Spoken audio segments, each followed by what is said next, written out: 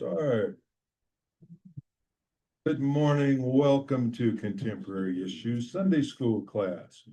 We are pleased today to have a good crowd and to have Ron Puning, our master presenter, speaking today about when is war justified? What a timely topic Yes. for us to do. What would Jesus do? Oh, We all throw out that question. It's a fair question, isn't it? And they said it's not fair, but I know we don't like to think about war and We're But- not Jesus. what would Jesus say today? But we will get into that. In fact, the Pope just recently was in the news, of course, talking about war and artificial intelligence. You probably saw that he issued an encyclical, they call it, talking about those two issues. And he said we should not be quickly going to war, and we should not be using the threatening language that we're hearing these days. And our leaders said, that's easy to say, but when you're in the position of deciding how to protect the country and the world, the decisions are more complicated. And a lot of people said that's a legitimate answer also. It's not an easy issue, and we'll talk about that today. Yeah. But before we get started, we want to welcome any first-time visitors, and I want to say hi to Jennifer, who just came in. Yes, nice to have you here. I'm Steve. This is Ron. And we are recording this for future playback. And want to welcome our Zoom members too, and ask you to mute yourself in the lower left corner of your screen when you're not speaking. But we will have a chance for comments, and Ron will leave some time for discussion too. Any other announcements? Next week, no Sunday school class, one service, 9 o'clock, and we think there'll be probably very few people, and so we're not going to have Sunday school class. Patty has her hand up. Well, just a quick update on Edward. There was a press and clergy event yesterday afternoon trying to get a stay on his deportation back to Uganda. For those who don't know, he's 79. He's a Ugandan pastor who's been living in America for almost 30 years. A great friend of our family. His last 10 years, he's been working with the profoundly disabled. Several of them in their wheelchairs were present yesterday at the event. It was very, very moving, a beautiful event, a lot of community support of many, many faith communities. But ICE is rushing this. The lawyers were working to give him extended, well, it's just legal residency. He's been trying to do this for decades. But now ICE is rushing to get him out of the country. We think because he may be dying right now, and they don't want him to die in custody. He's supposed to be leaving the country tonight after leaving ICE. We were at the ICE facility yesterday, leaving tonight after midnight to some undisclosed place in the United States, and then possibly back to Uganda, where he is afraid to go back. He ran afoul of Idi Amin back in the 80s or whenever. He's afraid to go back, but then he will be going back to Uganda probably on Tuesday. There's another prayer event today at the Resurrection Anglican Church on Bellevue. If anybody's interested, it'll be a marvelous gathering of faith communities and people who are very interested in immigration and ICE and all the atrocities that are going on there. And I'm happy to tell you more if anyone's interested. Thank you, Patty. We'll keep him in our prayers. Okay. One little thing before we get started, I was just going to mention a movie about speaking of war and when is it right, called Pressure, a Netflix movie with about Dwight Eisenhower planning the D-Day invasion and using the best weather forecasters, meteorologists to determine. Just an excellent movie, didn't we think so, Vicky? Yeah, excellent. Really good. Netflix, Yeah. $19 to rent, but still cheaper than going to the theater. So if you're interested, look that up, called Pressure, about Eisenhower. Yes. Netflix, there's a series right now called I think it's American Experience. Yes. And it takes you pre-Revolutionary War and brings you on through. So if your history is kind of shaky in a lot of this stuff, like mine was, it's a really good series. But Oh, no, go ahead. I did add, there's a series that maybe is the same one on World War II on Netflix as well, that has 6 episodes. Okay. So it's a different one for you. Yeah, for you. Netflix, okay. anyway, What you call, what is, the American Experience. American Okay. Experience. Revolutionary. I'm reading 1776. I'm just reading 1776, okay, we're in, Sounds like it could come up a little bit. okay? Sure, a little muddy today. Okay, and we'll use our big voice. There's also a microphone back there by Frank. He'll pass it to the middle of the room, and there's one up here too I need to use. Okay, with that, please welcome Ron. Okay, thanks, everybody. I'm gonna start by asking, how many have parents or grandparents that were involved in an active combat zone or in the service? High percentage. And people here, we have Yeah, several And veterans. that, here. I was gonna follow with the question, who here actually participated actively in the military service? Okay. Thank you for your service. Okay. Okay, let's get the slides up and rolling. Several resources we use today. Some of the better books, actually one of the last one you would expect. This is a book about Jane Goodall's work among the chimpanzees in Tanzania. At a major, and she uncovered some things she loved, and she uncovered some things that struck horror in her heart as she studied the chimps. Maybe the best book I've seen is by an Indian, not indigenous American Indian, but Indian nationality, a book called War Minds, The Psychology of War Wagers. And this book seems to go into great detail looking at how wars start and the mindset of people who lead into war, the people who get caught up in war fever, be it justified or not, just the psychology. So Christine Little and Pete over there, they can give us some extra psychological insights. I'll go ahead and pass that book around, as well as the description on Amazon of that book. It talks about how it looks at the many facets of war and psychology. War Which, Mind. you know, other good books. Quite a few years ago, it must have been at least 30 years now since the book and the movie came out. Tom Cruise starred in, Born on the 4th of July. And I'm wondering who has seen that movie, if anyone. Okay, quite a few. It's a very violent movie, very poignant. Of course, you know, if you wouldn't show it to a 4th grade Sunday school class, but it hits home on some very powerful themes about war, what it is. And Ron Kovic, who authored the book, has written at least 3 books.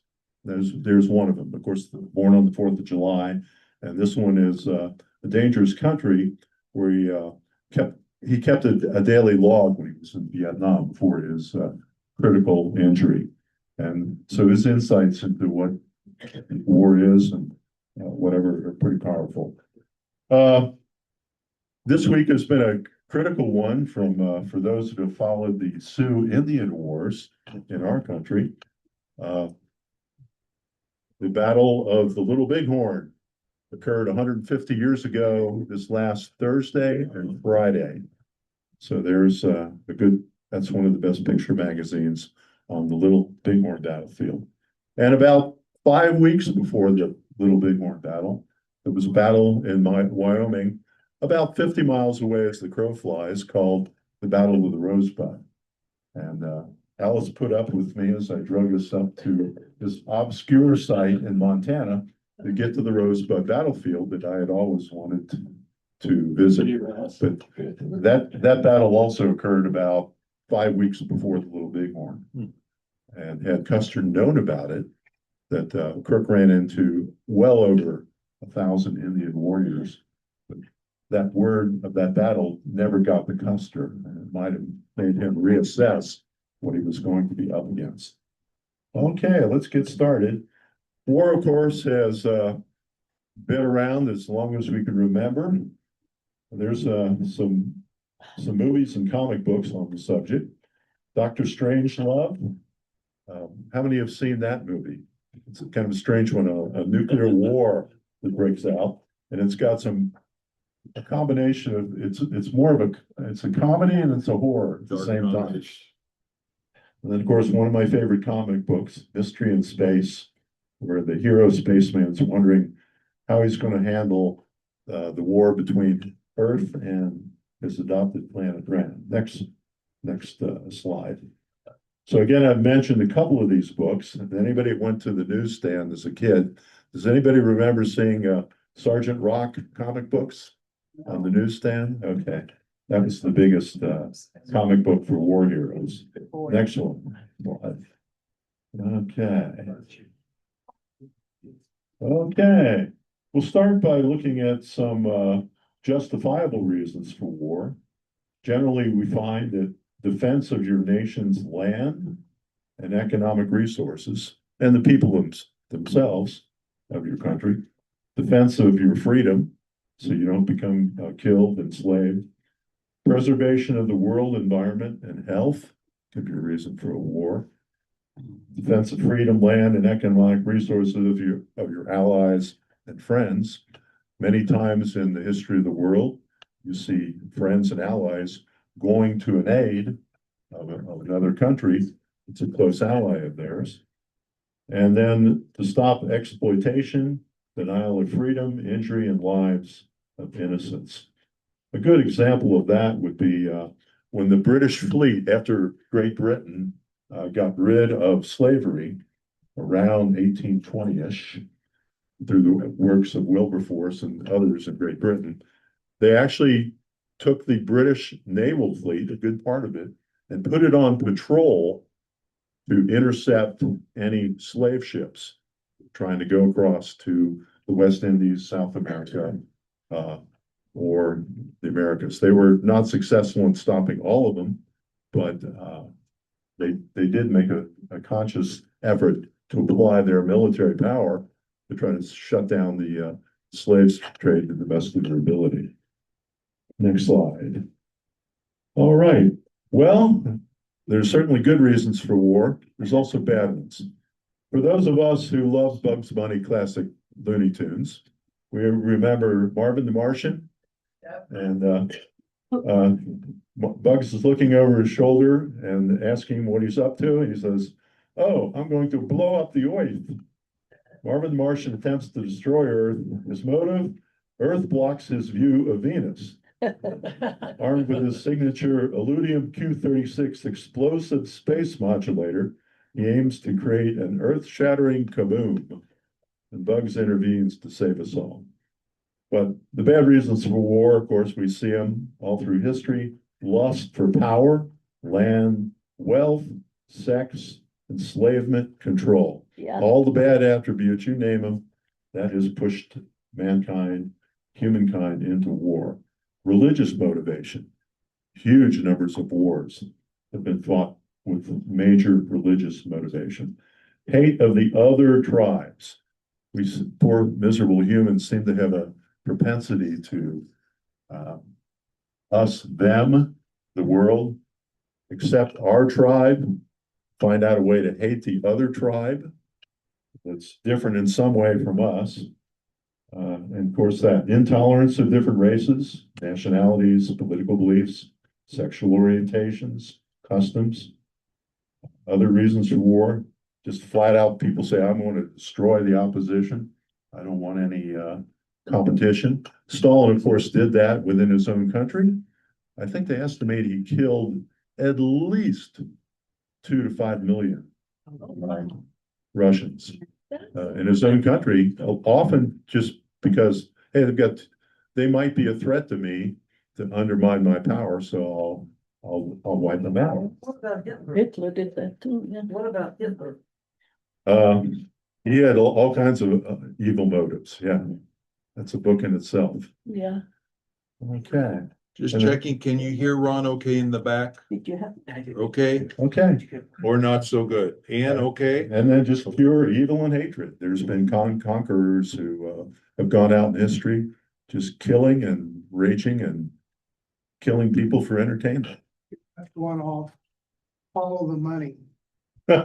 Lust for power and money. Yeah. All That's, right, yes, That's right. all righty. Well, there's some debate going on right now in the national circles and on many levels about the war. The latest pope has put out some encyclicals. The masters of war pretend not to know what it takes. It takes only a moment to destroy. They turn a blind eye to the fact that billions of dollars are spent on killing, on devastation, yet the resources needed for healing, education, and restoration are nowhere to be found. And for those of us that had our transistor radios to our ears in the 60s, does anybody remember the song called War by Edwin Starr? War, good God, doll, what is it good for? Absolutely nothing. Say it again. Yeah, we remember that one. Next one. I spent a good part of my childhood across the street with the big Catholic family. They kind of semi-raised me in many respects. They were certainly a father figure, brother figures. But I remember Lee, who went into the priesthood, formed a little rock group. And he and his little band, they were about 18 or 19 at the time, and they were going out to provide entertainment for a wealthy doctor in Cincinnati. But one of the songs they were practicing was an anti-war song, and I can still remember it. I only heard it once, showing you the power of music. It was Stand Okay. by. no, it was one they wrote, a little ditty. Sergeant, I'm only 16, got a ruptured spleen, and I always carry a purse. I've got an injured back, and my feet are flat, and yeah, it was a list of what to tell the draft board. Lee, by the way, would go on to complete he was 2 years older than me, and I always admired him for his courage and his moral convictions. He completed all the classes for the priesthood, and he was ready to be ordained. And he said, I just don't want to do it. Okay, it's not, I don't feel like I'm called. He went on to get married. He ended up teaching philosophy and religion at a lot of Catholic schools. But I always admired him for his courage to speak out. He was a conscientious objector to drafted Getty, but he became a conscientious objector. In fact, he met his wife on an assignment in a hospital, acting as an orderly. Okay, going back in history, in the historical documents, the first battle that's really described in writing really well is the Battle of Megiddo that happened in 1457 BC. It was fought between the Egyptian Empire under one of the pharaohs and a coalition of Canaanite city-states. And Steve here said he's seen the Valley of Megiddo, right? In Israel, yeah. Okay. Okay, next slide. Okay, one of the more hated men in the southern part of our country, Sherman, who emblazed his army across Georgia, leaving a trail. He was asked to speak quite a few times after the war, and speaking in front of a military group at maybe West Point or other places. One of his many quotes, "There's many a boy here today who looks on war as all glory. But boys, it is all hell." And he gave the speech to young cadets. He did not try to sugarcoat war. He made several comments about war on his path through Georgia, saying war is hell and there's no refining it. And he realized how terrible it was.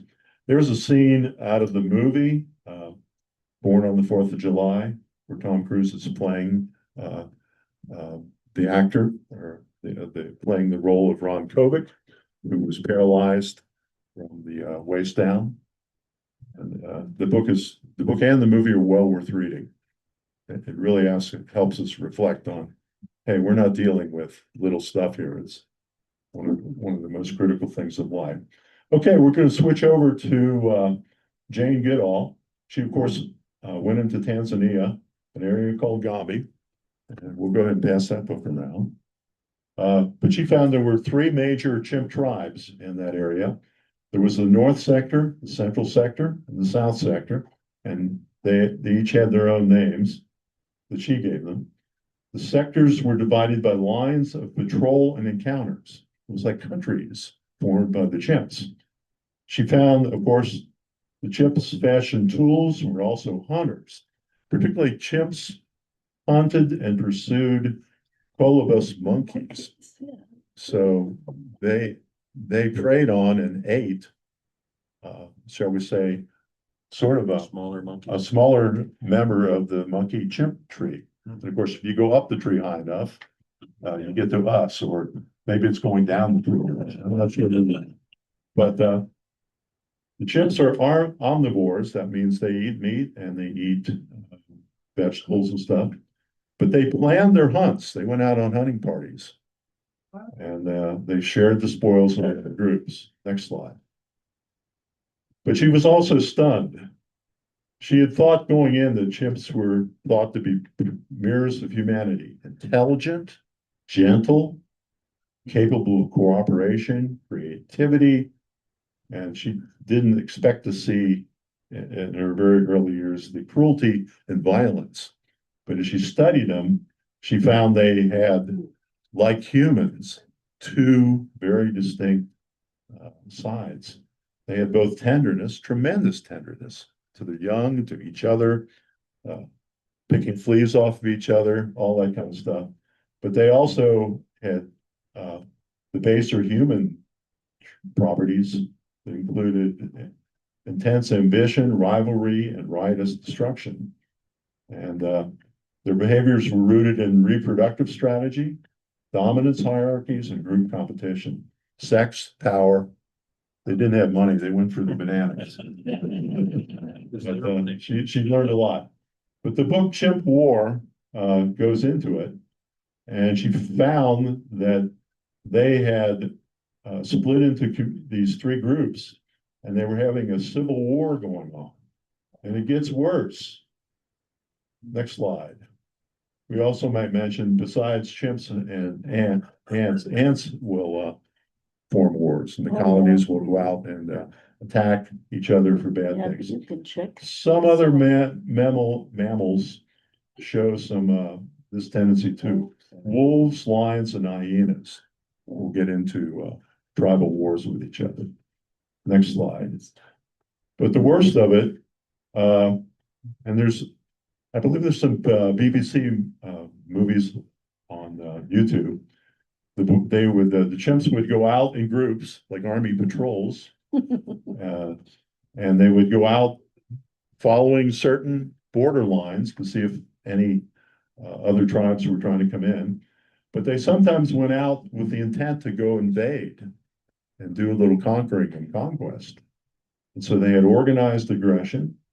If the patrol sensed they were outnumbered, they would retreat and try to get out of there and redevelop their war plan.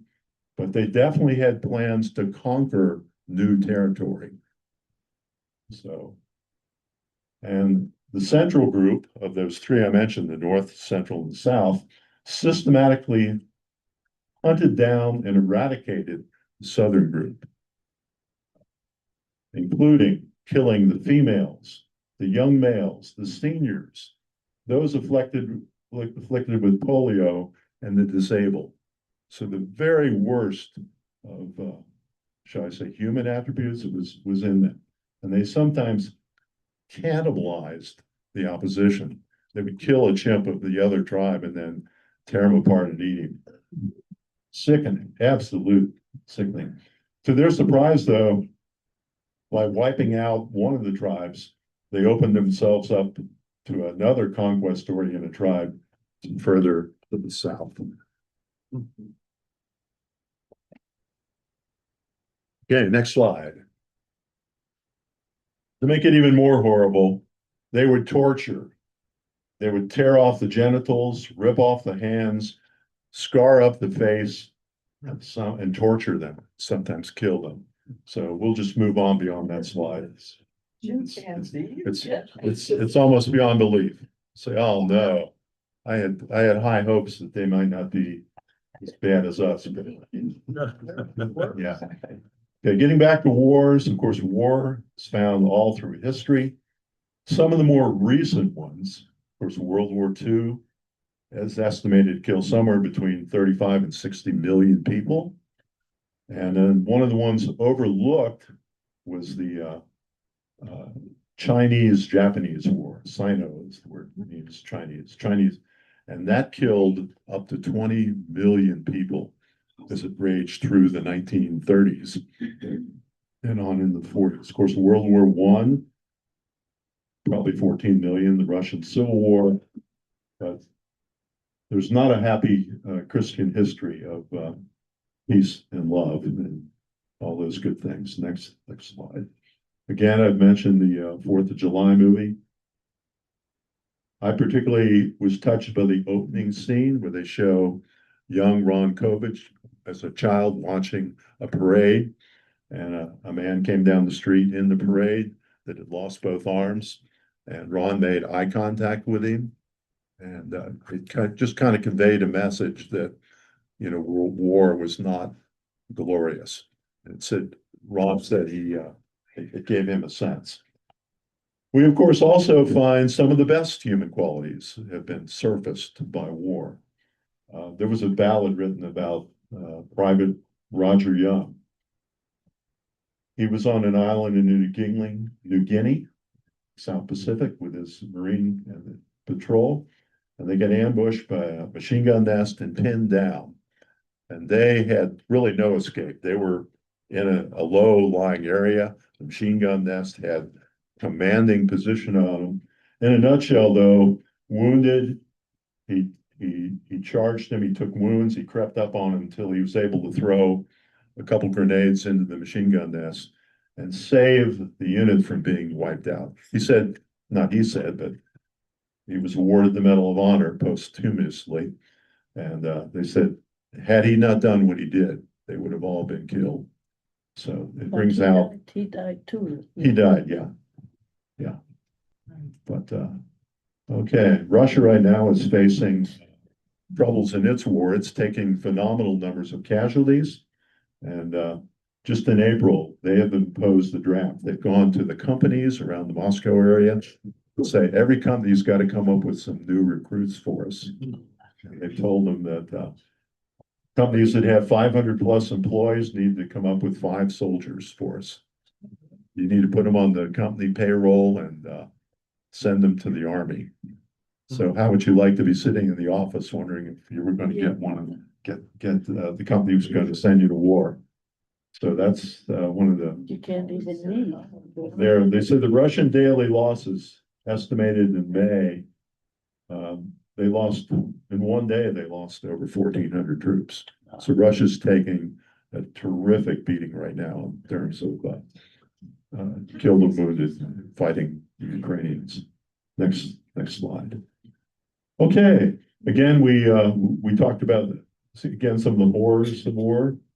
War obviously has justifications for defense, protection, survival. Reasons are usually, when they're given to the people, are usually emotionally inflamed. You try to tell your soldiers and your populace why you're going to war, and you try to work up.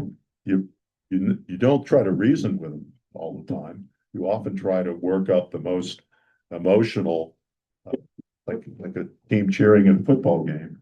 You try to work up the most. You work on their emotions, like the Roman Senator Cicero said, and play their emotion. So you try to drum up support for war aggressively, and you try to say, you try to take your morals and present them and align them with values and say, hey, this war is worthwhile, we need to do it. We need to pay the price. We see that. We're gonna talk about in the book that I'm passing around, it talked about the psychology of war. The author talks about the Messiah complex. That can arise where actions are viewed not just as political decisions, but historic, moral, or even divine mandates. In other words, a leader will say, it's my place in history. I think Putin's got a lot of this. He said, I want to go down in Russian history as the guy who expanded the borders of Russia and took back the people of Ukraine and enveloped them and put them back in the Russian Empire. But he also talks about, and certainly through history, many have had gotten this Messiah complex, thinking they were led by God to start a war. And next slide. And we're going to take a swipe at our big guy right now. He's shown some tendency to absorb that Messiah complex with the pictures he put out of himself as Jesus, and getting the giant prayer circle around him, holding up the Bible. There's Franklin Graham counseling, telling him he is one of the greatest moral Christian leaders that has ever arisen. So whether you agree or disagree with that, that is a factor that's played a part in some wars. Next slide. His language says otherwise. Ron, can we take a second and talk about the justification for the current war in Iran? Yeah, we're gonna get to that. You're gonna do that? Yeah, we're gonna hit all the wars real quick. Quick, next one, we're almost there. Yeah. Eager war personalities, they talk about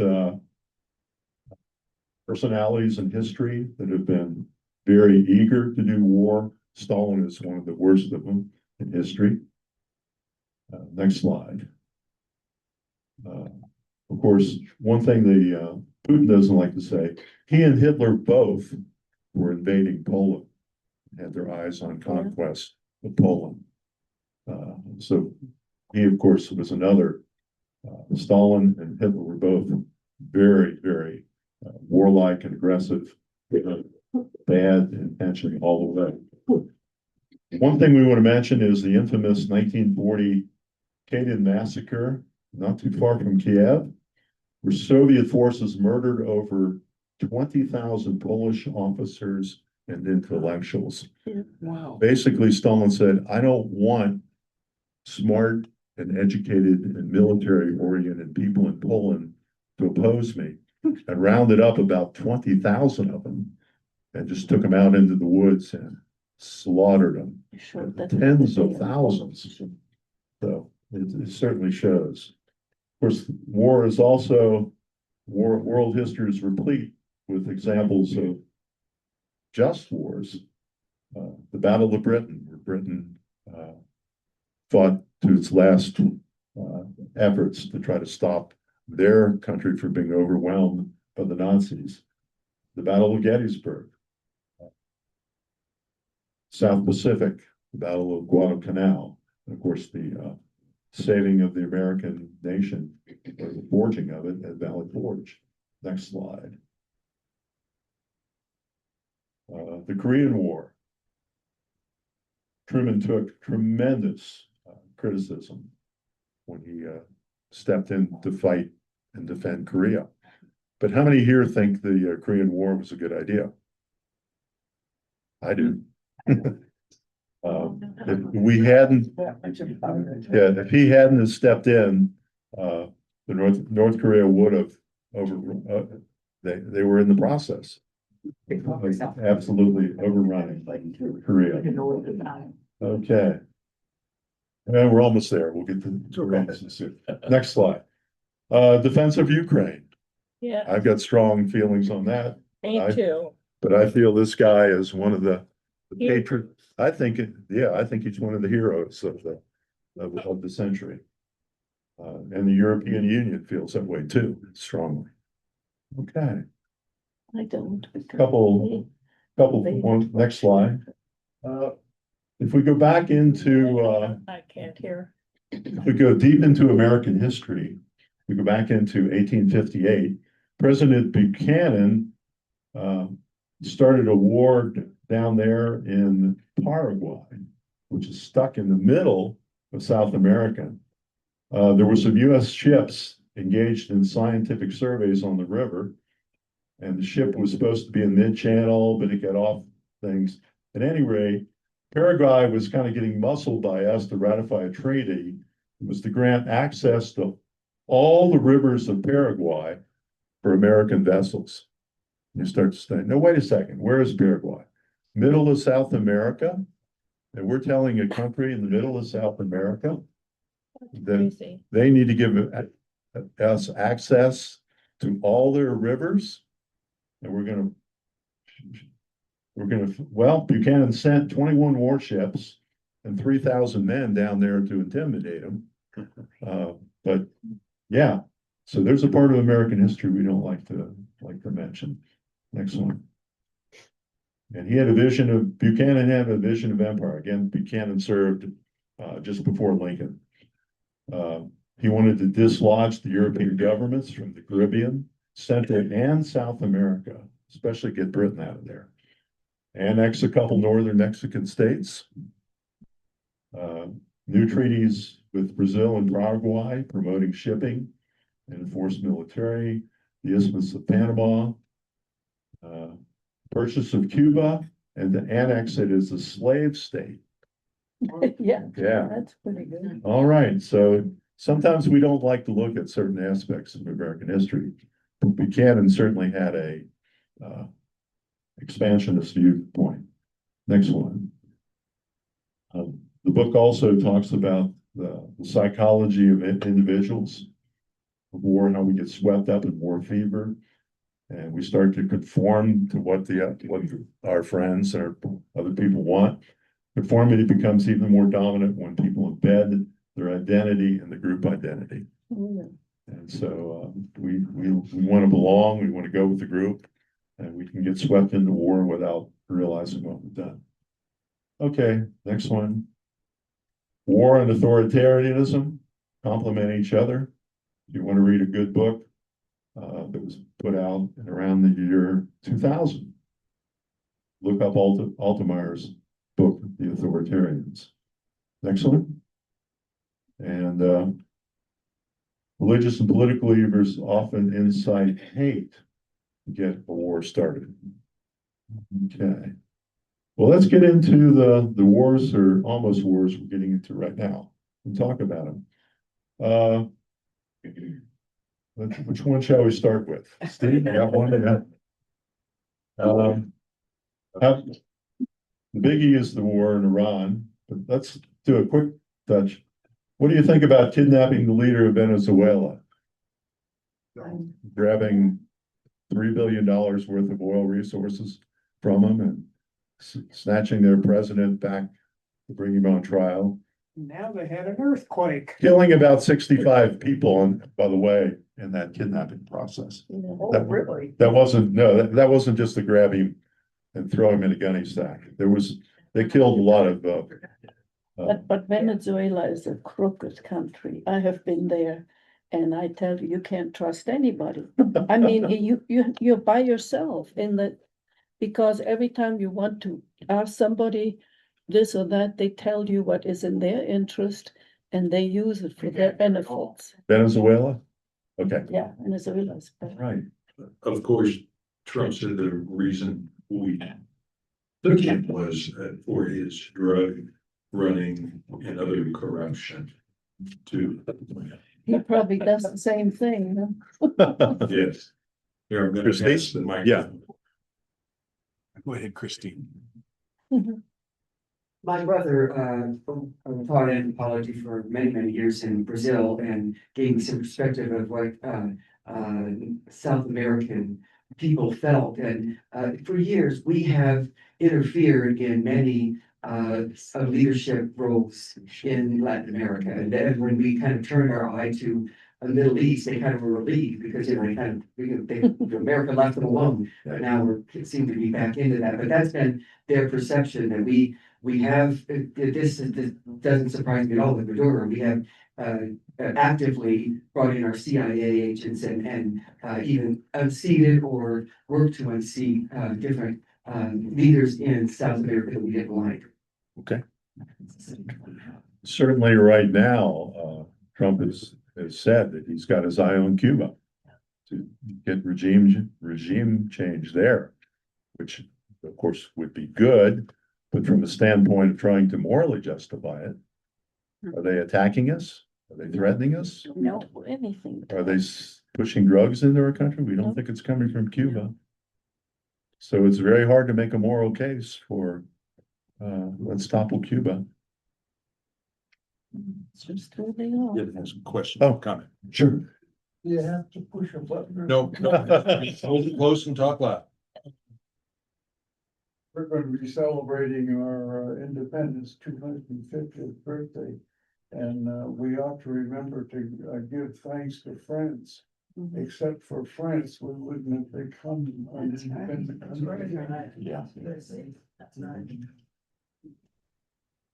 This France helped us during the Revolutionary War. That's right. Yeah, Benjamin Franklin went to France and asked for help, and Right. without them, we wouldn't have won the Revolutionary. You know, don't say that too loud or they come and want millions of dollars. Thus came the Statue of Liberty. And they sent us the Statue of Liberty, yes. Go ahead, Ron. Okay, yeah, I remember, I took a summer school extra credit class for enrichment between my 8th grade and 9th grade and, on European history. And I think I came out of that class after the second week and said, we would have got our butts kicked. France wouldn't have, stepped in to help us. We would have lost. We're gonna give our Zoom folks a chance to comment also in a minute, so think if you have a question or comment. Ron, I wanted to throw out about the reasons for the war in Iran currently. Okay. Of course, Trump said that it was to stop them from getting a nuclear weapon and to enable regime change. But some people disagreed with that, including our director of intelligence at the time, Tulsi Gabbard, said there was no intelligence that the intelligence community knew about there being an imminent nuclear weapon development. And her deputy resigned at the time, saying that Trump was talked into the war by Netanyahu of Israel, who said that if you attack now, Iran is weak and you can probably initiate a regime change. Yeah. So quite a few people thought that Netanyahu actually was the one that spurred this and convinced Trump to do it. So just interesting little background on some of the reasons for the current war. Okay. Because Trump had just the previous June, a year ago now, done that big bombing that did knock out the caves and other places they had the nuclear bomb. Uranium enrichment capability, yeah. Yes. Of course, uranium enrichment is not the only thing you need to make a bomb. It's probably the number one, the key thing. But it would be great to also have some plutonium and also the electronic triggers and how to do the spherical shells, cylinders, and the metallurgy and the electronic controls to and the design, other design features of the warhead. But it's not always clear what is the necessary reason for war. We've got some- The only war listed in there that was for defense, protection, and sanctity of the country was Ukraine. The rest, I think, all go into all the negative reasons that you put up there. Okay. Just an opinion. Okay, we got, Frank, would you grab the microphone, please? Pass it over. there, and I know Frank would like to comment too. Ron, are you okay? We Sure, can do sure. discussion. now? Yeah, Okay. we're done. I'm just gonna volunteer a little bit of information that we didn't include. There was a book. But it was Very popular, probably 20 years ago, called The Art of War, written by a Chinese general in 300 BC. Yeah. And when I read it because it's in corporate politics and that's what everybody was reading. But what I got out of that is 300 BC, a Chinese general is saying, at all costs, you avoid war. And he had all sorts of ways of avoiding war and being able to resolve issues. And then he went into, if you have no other choice, these are what you do, depending on whether you're outnumbered or not. I found that very interesting. And the other thing I find is one of the other pieces of information that general gave was the person that's going to win the war is the one that is generally defending their country. And that aligns with Ukraine. I just thought that was interesting. Yeah, that does. Yeah, The Art of War by Sun Tzu. Go ahead, pass that back. Yeah, we're passing that mic. Go ahead, Frank. You have some comments. No comment right now. Okay. Okay. Oh, Let okay. me- Also, I wanted to call your attention to the backside of the handout today. Abigail Adams writing to her husband just before his participation. And she has some choice words to say. I think if there were more women helping to run the world, there'd be a heck of a lot. A lot different. I think one of the root causes of war is testosterone. Well, I guess my comment intuitively goes directly on what our friend Ron just said. Thank you for this excellent presentation, Ron. Because I wanted to comment about 3 exemplary women who have been heroines of mine and probably of some of you as well. The first is Jane Goodall with her work on chimpanzees and her studies of the pros and cons of their society. Truly exemplary because, as you know, she also worked so hard in terms of conservation, not just of primates, but of forests, environments, and spoke out broadly about those things prior to her recent death. The second heroine I want to comment on is Dian Fossey, the leading expert on mountain gorillas.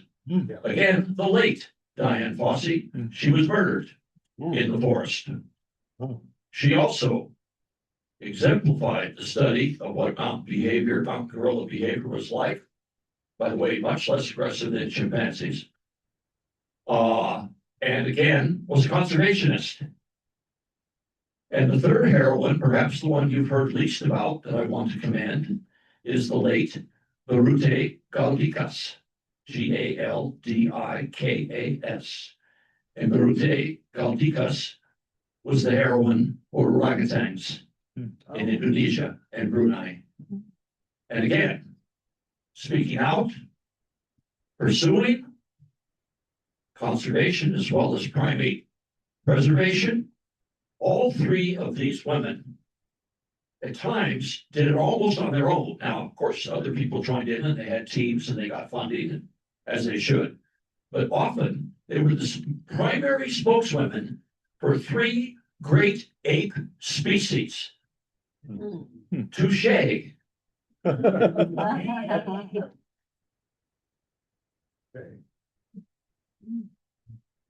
Yes, Jim, go ahead. Most of us in this room are people that have been around for a while. And so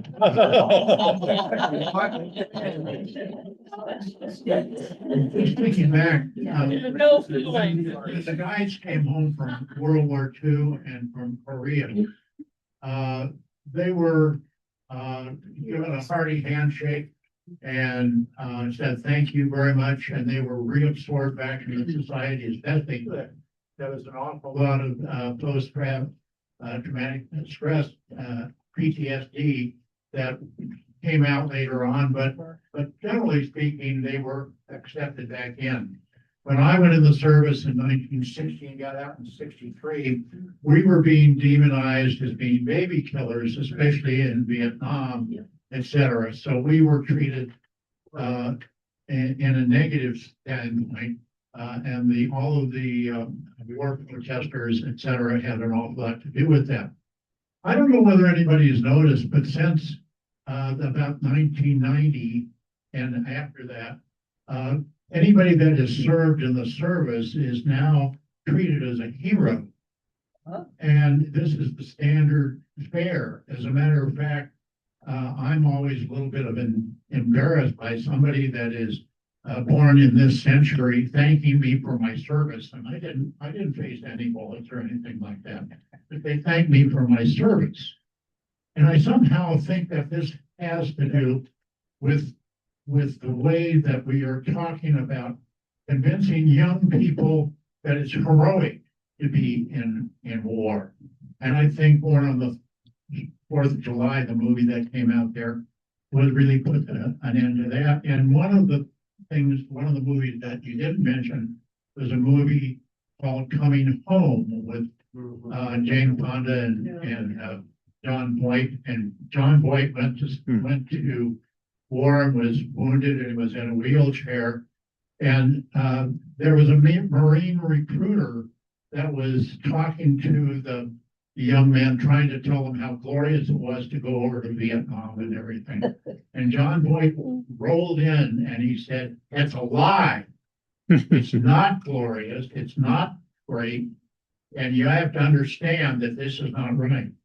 Okay. I don't think we're getting a balanced message anymore. I think that we need to understand that there's a happy medium in there, and that thanking me for my service or something like that might be a little bit more than needs to be done, because it tells young people the wrong message. Okay. After class, if I've got an extra copy of the movie on DVD, Born on the 4th of July, see me after class if you're interested in borrowing this. I would like to see it. It's violent, but it's poignant. Okay, good. Hey, y'all, it's great to be with you today and hear such an intellectual, interesting conversation. For those that don't know, I want to introduce Jennifer Stapleton, Reverend Amy's wife. All right. Yeah. Minor celebrity here. But I was just thinking about your comment about the history of military in the United States. And like my grandfathers were in World War II. And you're right, they came back. Now, my grandfathers would talk about it, and one of them died of early alcoholism, but they were heralded, and there was the GI Bill, all the things. And then my uncles were in Vietnam, and their lives were completely different. They were prized, and both went on to have really tough lives after the war. But when we think about who's in the military in the United States today, we don't have a draft. And, when my grandfathers went in, that was something that middle class, even upper class people did. Now in our military, largely young people of color and people who don't have another option to go to college or advance themselves. And so I think it's a really good point you're making about let's don't act like this is going to be a great adventure and you're going to be a hero, because you're going to come home with the same PTSD and upset. But we are now defended by a class that doesn't have a lot of other choices. Good point. That's the mic up. Microphone coming forward. We have to remember, World War II, we were attacked. So everybody wanted to join up for that. We have to defend our country and, we can't let them come here. And everybody was in there, they were cutting their labels off their cans and, that kind of stuff. But these other wars, we went somewhere else. So these people, I guess, felt patriotic from World War II to go to Vietnam, even though there was a draft. I heard one story where there was a judge and it was, I think, a blackhead or something, and he had done some minor crime. He goes, well, you can either go to jail or Vietnam. He was the only one that said that. So the kid went to the army. He might have gotten straightened out and got a career and, you know, who knows at that time. Yeah. Yeah. Another movie recommendation, I just watched, Sergeant York. Oh, With my. Gary Cooper, 1935, I think. If you wanna call it up on demand, it's wonderful. He was a conscientious objector, grew up in Kentucky. He said, it says in the Bible, don't kill nobody, so I ain't gonna go to war and kill nobody. So they sent him to war in a non-combat position, but then he got into combat and he said, I gotta defend my boys in my country. And he changed his mind, and they talked to him about his commanders, about theology and how to understand and reconcile conflicting viewpoints. And so if you're interested, it's well worth the hour and a half to watch Sergeant York. I thought he was a mountain Sergeant York. No. No, he wasn't. But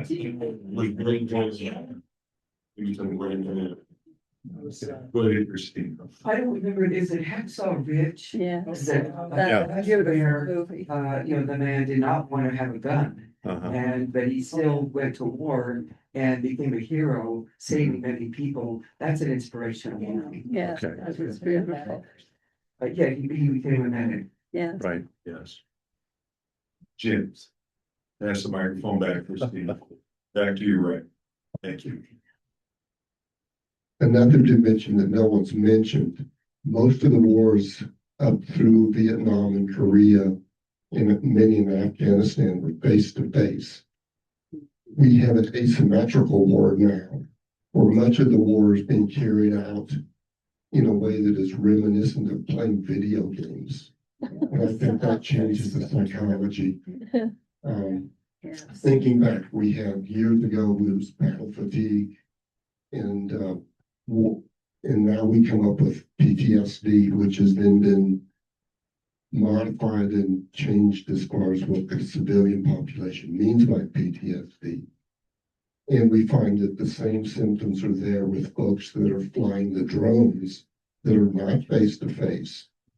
And that's something that really stands out for me, is the invisible damage to people's psyches. Because I can have an amputation and we know what to do about setting a prosthesis.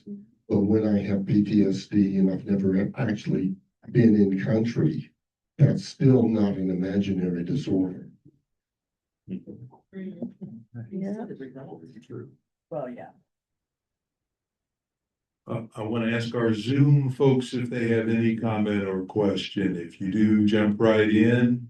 Glad to hear from you. Susan is unmuting herself. Go ahead, Susan. I found it really interesting when I came up here 15 years ago, how many draft dodgers I met.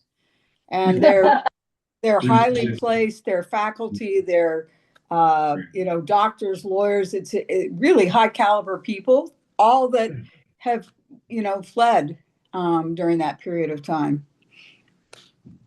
Interesting. Yes, there's a lot of them went to So Canada. education has nothing to do with it. Very, Yeah, I remember, again, going across the street to the Catholic family, and the older brother Ray joined the Ohio National Guard. And he came home from guard practice, and me and his younger brothers are 12, 13, 14, and we're watching. He said some of the things they taught him. He said they held up rifles with bayonets on them and started chanting. The sergeant would say, "What is the purpose of a bayonet?" And they would answer back, "To kill, to kill, to kill." They said they worked quite a bit on them to kind of reduce their sensitivity to the thought of taking human life, because it's against everything you've learned as a kid. And then suddenly you go into a military training and they start teaching you how to desensitize You too, Kelly. Kind of brainwashed. We are out of time. It's 11:30. Thank you, Ron, for the Okay. presentation. No Sunday school next week. We'll see you in 2 weeks. Thanks, Okay. everybody. Thank you, Ron. Okay. Oh, boy.